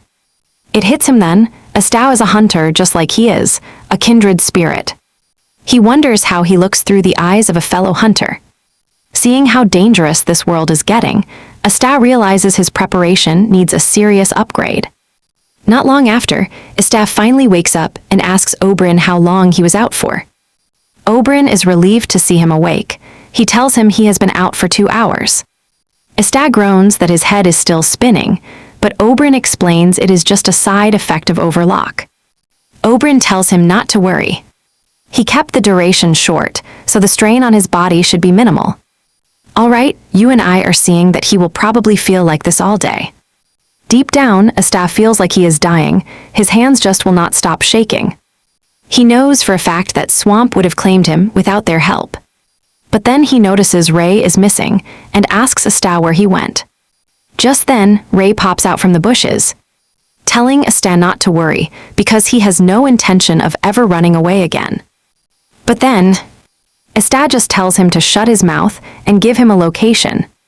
Rai admits he was just checking the Lord of the Swamp for loot. He then asks Esta what the plan is for that massive beast's corpse. Esta tells him it is his to keep, a little thanks for saving his life. Ray is over the moon, thanking the man immediately. Esta hands over a subspace pouch he scavenged from that black market dealer. While Ray is celebrating his new prize, Oberon pulls Esta aside. He is confused because that swamp lord's body is worth a literal fortune. Esta just shrugs, he does not need it and Ray needs the money. Oberon is completely floored. He decides right then that Esta must be the most noble man alive. Too bad he's wrong. You and I know Esta has a specific reason for this. See, that monster's fur is legendary for blocking ether. A robe made from that stuff would sell for crazy money. But there's a catch. Sometimes those properties vanish when the beast dies. That is why Ray's blade cut through so easily, though he does not realize it. Basically, it is just a pile of useless junk. Now, they are falling way behind schedule. According to Rai, they should probably just rest one more day. But Esta is not having it. He wants to get moving right now. Later that night, they reach Base Camp 1. It is pitch black out there. Rai explains that fires are banned because they attract hungry monsters. Now they just need the camp keeper to assign some beds. Esta is confused. What is a camp keeper? Rai explains it is basically the mercenary group that runs this place. They demand a cut from every mercenary who wants to stay here. Honestly, they are just glorified bandits all over the place. Suddenly, a terrifying voice growls from the dark, calling Rai out for that insult. It is the base chief, Fixer, looming over them from the watchtower. Even Oberon is shaken. These guys are the infamous Aviot group. Fixer leaps down from his post, landing right in their faces. He reaches out toward Esta. Esta does not flinch until Fixer clarifies he is just looking for a handshake. They finally shake, but both men release a surge of aura immediately. A brief, intense power struggle. Esta asks why the warm welcome, and Fixer reveals he has got a deal. He heard they are heading back to Base Camp 4, and Oberon asks him how he knows this. Fixer throws Rai under the bus, claiming he heard the news while Rai was busy bragging about his plan to scam some naive mage. However, this is not his concern. What he really wants is for them to take him to Base Camp 4. Esta is stunned by the request. Fixer explains that if Base Camp 4 falls, their own camp is next. That is why they are interested in fighting. Esta is not entirely against the idea. In this situation, more help is always better. He is ready to agree when Oberon suddenly cuts in, rejecting the deal and shocking Esta. Even Fixer demands to know why he is refusing. And he replies that the area around the 4th base camp has long been a land of death. Oberon warns him that the situation has become far worse than anyone could have imagined. Fixer snaps back, asking Oberon if he is basically saying they cannot go because it is a death trap. Oberon confirms it. Fixer loses his temper, unleashing a massive aura while calling him an arrogant mage. Fixer is beyond furious. He demands to know who gave Oberon the right to decide their fate after they survived on nothing but their swords. Fixer admits he might look like nothing more than a lousy mercenary. But he and his squad have things to protect and lines they will never cross. Right then, Oberon is clearly stressed out. Fixer yells that they have as much right as him to defend their home. Fixer turns away, telling Oberon he expected more from the headmaster's disciple, but now he is just deeply disappointed. He tells Oberon they will find their own spot to rest so he can just go back to sleep. The whole atmosphere becomes awkward as Esta heads back into the camp to take a shower. Once Esta finishes his shower and his teammates are finally asleep, Esta decides it is time to meet with Fixer in his office. Fixer asks what he wants. Esta replies he is not there for anything serious, just a chat. Fixer scolds Esta, calling him a kid while noting that the boy certainly has a lot of nerve. Esta asks how old he is. Fixer says he will be 50 in the coming year. Esta shocks him, claiming he was actually 50 years old just last year. Fixer does not believe him. He tells Esta to leave if he only came to talk trash. Esta replies that he knows Fixer is planning to head to base camp 4, no matter what. Since he is so determined, Esta suggests they go together. He should not worry about anything Oberyn said earlier. Esta knows that moving together is their best chance at success. Fixer is stunned. He had assumed that Oberyn was the one in charge of the group. Esta clarifies that Oberyn is just a figurehead. He, on the other hand, is not like him. In fact, he acts his age. And it turns out Esta wants Fixer along because he felt that intense aura when he snapped at Oberyn. He saw that Fixer was experienced. Skilled knights with that much power are very hard to find. Fixer realizes Esta wants to use his men as meat shields, and Esta does not deny it. Fixer asks if he should consider this a formal request from the boy. And Esta reminds him that he is simply offering the escape route Fixer actually needs. Fixer reveals he will send the rookies home, taking only his veteran mercenaries with him. Esta tells Fixer, "It is truly impressive to see him sacrifice everything for those kids." Fixer explains to Esta that he needs Rye to find a safe path for those children, because the man is the best at what he does. He is even willing to trade their own professional guide just to get him. Esta asks why he is even bothering with all of this trouble. Fixer warns him about the terrifying ruler of the wetlands deep in the swamp. Their current guide just isn't skilled enough to navigate around that deadly swamp area. Esta tells him there is absolutely nothing to worry about, and you and I can see Fixer is totally lost. Esta asks how he thinks they reached the first base camp, because if they had avoided the swamp entirely, they would have ended up way over at the third base camp. Fixer is stunned to hear this, and asks if the monster ruling that area actually retreated. Esta calmly reveals he sent that beast straight to the afterlife, which shocks Fixer to his very bones. By the next morning, the mercenaries begin preparing to move out, while the younger group heads back home. Esta asks if a scout was sent to check, and Fixer confirms it. They confirmed the swamp ruler is dead, forcing a stunned Fixer to ask Esta who he really is. Esta coldly reminds him that he is the employer before asking if he has made a decision yet. Fixer agrees to it. He tells Esta to ensure the child gets out safely as promised, and Esta agrees. Fixer then asks for his demands. Esta simply replies that he needs men to act as literal cannon fodder. Just like he mentioned before, Esta says he will be free afterward, and Fixer nods in silent understanding. Esta tells Fixer to drop the formal talk, since he is actually 2 years older than the man. Even if it means nothing.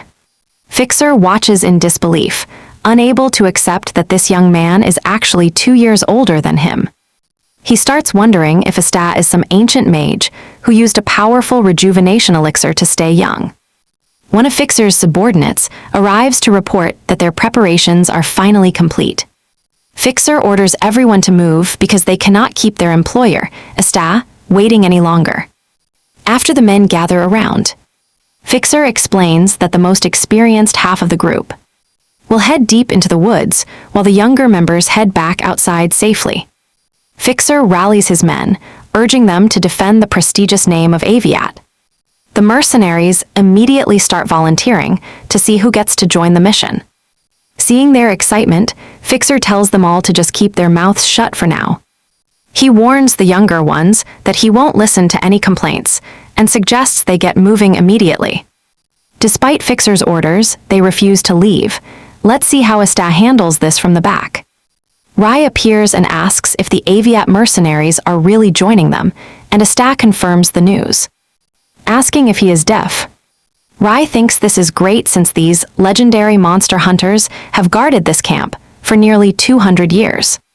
Hearing that, Esta realizes these are veterans who truly know exactly how to secure a victory. Rye claims that most monsters wouldn't stand a chance against Esta anyway. However, he is certain that having these mercenaries around will still be a massive help. Esta hopes that is true and asks Rye and Oberyn if they have finished packing their gear. Ober confirms that everything he needs is already packed away. But Esta teases him, saying a dead man does not really need any supplies anyway. Rye yells at him not to jinx their luck, but then begs Esta to take him along if they survive. Esta, our main character, realizes this guy is gambling with his life, but to be fair, he won't find a better lifeline than Esta if he somehow survives his run-in with Declan. So, Esta tells Rai that he is completely free to do whatever he wants now.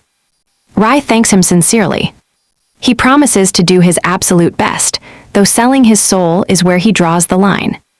Esta meets up with Fixer, who asks if he can help convince someone before they head out.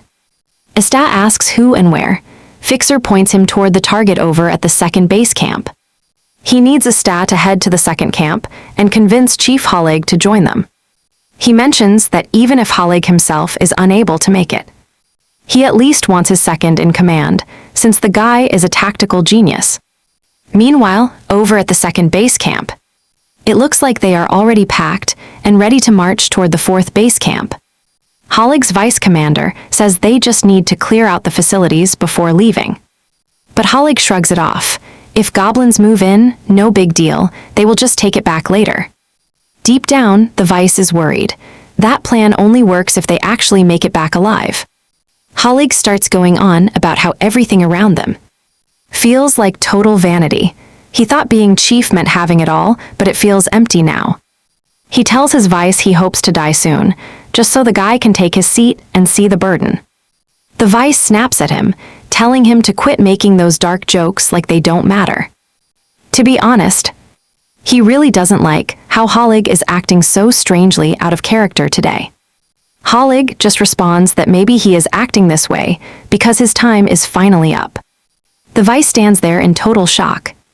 It finally clicks. Halig actually plans on joining up with Fixer and his dangerous crew. He screams that the destroyer isn't a monster you mess with. It hasn't even fully mutated yet, but it is already corrupting the entire forest around them. He asks him why now. Why would a guy like him get involved in this madness?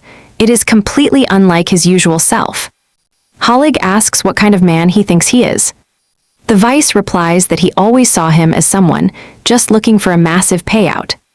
Halig says every elite warrior is heading there, making this a battle that is actually worth fighting for. Even so, the vice doesn't think it is worth their lives and begs him to reconsider the plan. He tells Halig that they're men. The guys are already on the verge of running away. He needs to rethink this move to the fourth camp. Halig just looks at him and says it is obvious his vice is terrified of dying. The guy admits it. He has zero interest in meeting his ancestors this early in life. Then Halig drops a bombshell. He tells the vice to take over as chief, so he can experience that throne at least once. He even gives him the green light to run the camp however he wants from now on. The man stands there, paralyzed, as Halig officially names him the new chief of the second camp. He tells him he can even rename the entire camp to whatever he likes. This farewell turns into a total nightmare when a grotesque arm suddenly bursts right through Halig's chest. It is Kellogg, looking absolutely insane. He cackles, telling Halig that he is about to send him and his entire unit to the afterlife. The vice screams in pure terror, but Halig is still thinking about his successor's safety.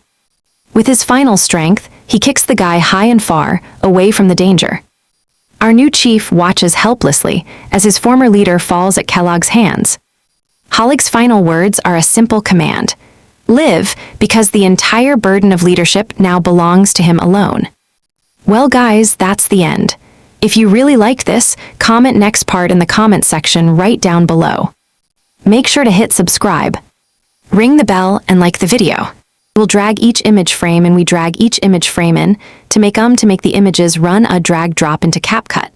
And similarly with the audio file, we also drag like that all audio. I guarantee that all audio and images and videos are all created by me. So after I've dragged the audio and images, I will have a version like this.